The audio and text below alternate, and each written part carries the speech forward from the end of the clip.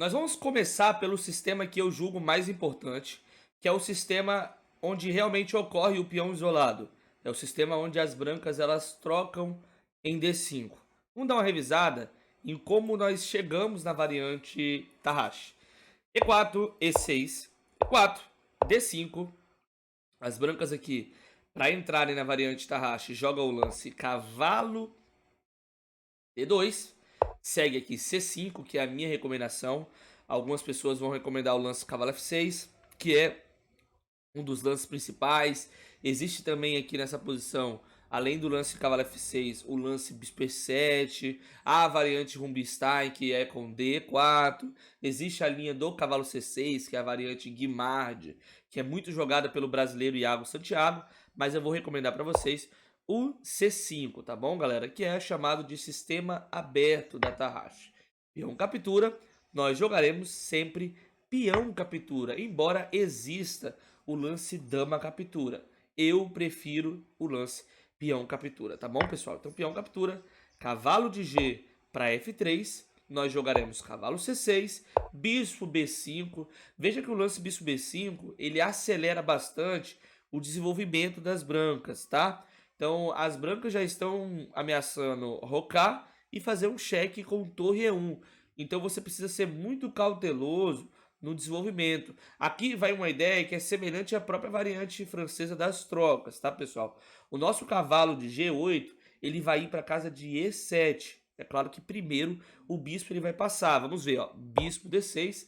As brancas, elas vão fazer aquilo que eu ensinei para vocês na variante Monte Carlo. Quando o bispo ele é desenvolvido, o branco ele vai trocar para poder fazer você perder um tempo com o bispo.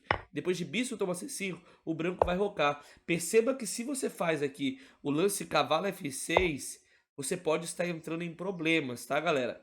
Porque torre E1 cheque, você vai ter que mexer com o bispo novamente, ou fazer algum lance que pode ser estranho. Por exemplo, torre E1, se você fala, Thales, bispo E6, você já pode até mesmo tomar algum tema como o cavalo G5, ou até mesmo o branco ele pode seguir primeiro com o cavalo B3 e depois de um bispo para casa de B6, por exemplo, um cavalo de B D4. E aí nós temos aqui várias cravadas, ó, cravada por aqui, cravada por aqui. A sua posição ela pode estar ficando em perigo, tá, pessoal? Então, por isso eu recomendo para vocês com tranquilidade o lance cavalo E7, o branco ele vai jogar cavalo B3 e aqui existem as duas voltas do bispo. Como eu falei ali, temos o bispo B6 quando chega esse cavalo B3, mas o lance que eu vou estar recomendando para vocês, até para manter um dinamismo no flanco rei, né, com ameaças em H2, em alguns temas táticos, é o lance bispo D6, tá, pessoal? Até aqui é teoria purinha da variante Tarrashi. É uma linha que praticamente o cara que entrar nessa linha da troca do peão isolado, a maioria, com toda certeza, vai jogar. E a ideia do branco, ela vai ser uma ideia bem padronizada, tá, galera? Que é o seguinte, o branco ele vai jogar o lance bispo G5, o lance torre 1 e o lance C3. Em algum momento, se você atacar o bispo dele da casa de B5, ele vai poder voltar ao bispo.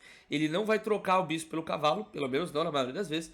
Na maioria, ele vai voltar ao bispo, seja para casa de D3, ou seja para casa de F1 algumas vezes, né, depois que a torre já tiver saído, e etc, tá?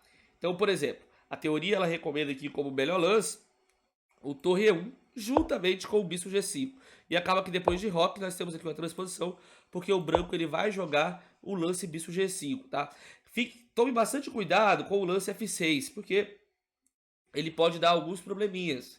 Lá na francesa variante das trocas, a gente jogava o F6 em algumas situações, porém a gente não tinha nenhuma debilidade na posição.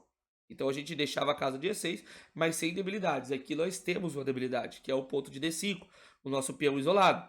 Então no momento que a gente joga F6, a gente até pode estar perigando, porque a gente está enfraquecendo mais ainda a nossa diagonal do rei e também enfraquecendo a casa de E6. Eu recomendo para vocês que vocês consigam, primeiramente, que vocês busquem, primeiramente, completar o seu desenvolvimento com o lance bispo para casa de G4. Esse lance é o lance mais preciso, até mesmo com ideias, né, como a gente já sabe, de manobrar o bispo para casa de G6 em algum momento, ou principalmente se ele quiser voltar, né, você fazer essa troca específica, né, do bispo. O bispo pelo cavalo direto sempre pode ser meio perigoso, tá, galera?